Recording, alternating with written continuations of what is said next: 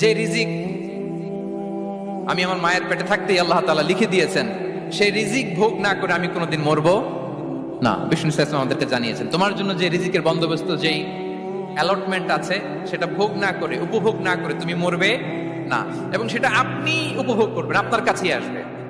ধরুন আপনারা যে ফল আমেরিকাতে খান, এটা কি আমেরিকায় চাষ হয় ফল, নাকি কানাডা মেক্সিকো থেকে আসে?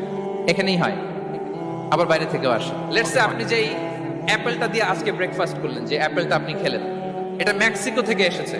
ওই অ্যাপেলটা যখন কুড়ি অবস্থায় ছিল, মুকুল অবস্থায় ছিল, তখনই ওটার মধ্যে আপনার নাম লেখা। এর মধ্যে কত পাখি এসে ওই গাছে বসেছে, কত মুকুল নষ্ট করেছে, ওইটা নষ্ট করে নাই, কারণ ওইটা আপনি খাবেন। ওইটা পুষ্ট হয়ে সুন্দর একটা ফল হয়ে ইম্পোর্টেড হয়ে এটা আমেরিকাতে আসলো, আমেরিকার বাজারে।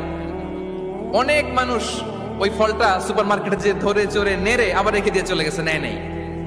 ওইটা সে খাবে না, কারণ ওইটা আপনার রিজিকে লেখা। ওই ফল আপনি নিয়ে আসলেন, বাসায় অনেকে অ্যাপেল খাচ্ছে, কিন্তু ওই অ্যাপেলটা খাবে না, কারণ এটা কে খাবে? সুবহানাল্লাহ।